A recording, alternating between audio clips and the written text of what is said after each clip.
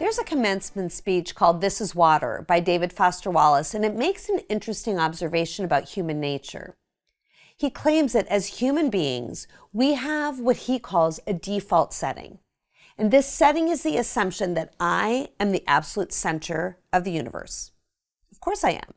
Every person I know, every experience I've ever had, every thought I've ever considered, every word I've ever said, every dream I've ever dreamed has this one thing in common, me. And the ideas of others have to be communicated to me, while my own ideas are instantly and intimately available in my own mind. My own opinions and beliefs feel very right. I agree with them profoundly. The opinions and beliefs of others, not so much, at least not before I've been convinced. And by then, they're my opinions and beliefs again. Wallace points out that while this is perhaps our default setting, it cannot be true. I cannot be the absolute center of the universe.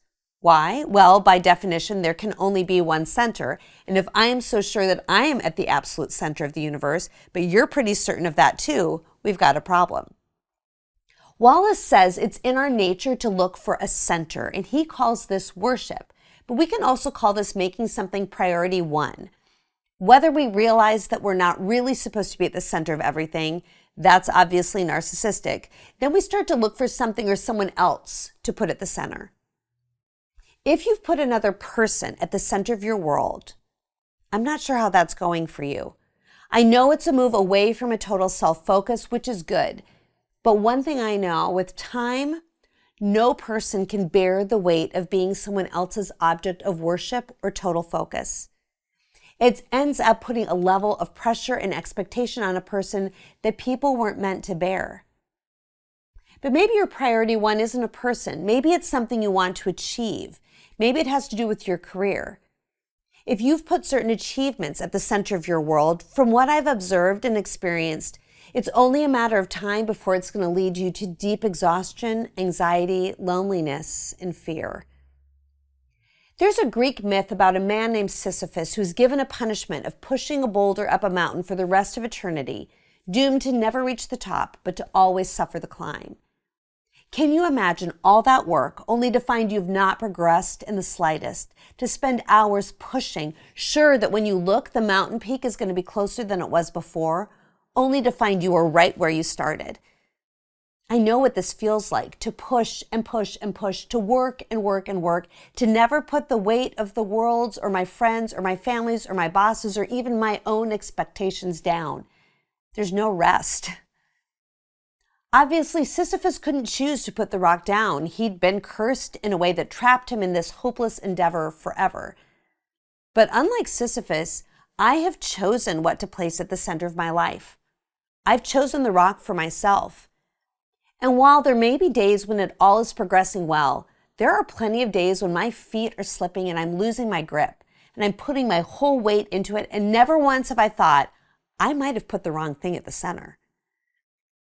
What I want to suggest is that maybe the reason you are unhappy is not that you failed to commit to a highest priority, but that you've chosen a priority, consciously or otherwise, that can't deliver on its promises.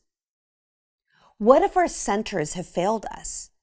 What if the story the world tells us about how to find happiness, safety, and peace and rest, that good life at the top of the mountain, what if these stories are not working for us, not because we haven't tried or pushed hard enough, but because we've chosen the wrong end goal? Can you imagine just for a moment what your life would feel like with a priority one that wouldn't ask so much from you? A life in which, apart from anything or anyone else, you were certain of your own value, of your own significance. A life in which you are so deeply aware of your worth that you don't feel like you need to work so hard to prove yourself or to earn the affection or admiration of others. So you leave your house without the pressure to look flawless, without the ever-present reminder that everybody's watching you and you can't make any mistakes. You share freely with your friends without worrying about which tidbits will become tomorrow's gossip. When you notice your body's shape, you're grateful that it carries you throughout the day, and you can appreciate with love and gentleness how it's beginning to change through life's circumstances. And then you let the thought go, and you don't think about your body again that whole day. You show up in social spaces with a lightness and openness to who you may or may not meet, but without the heart-stuttering questions of what you're going to say or what they'll think. You sleep deeply and without interruption. You choose for yourself how you spend your evenings instead of trying to keep up with a crowd you're not even sure you enjoy. You're free to dance, to sing, to run, to play, and rest, all because you desire the freedom of it. You decide you don't have to try so hard, and so you don't. You put down the heaviness of keeping up, staying ahead, proving and performing, and finally you can laugh at the lightness of it all.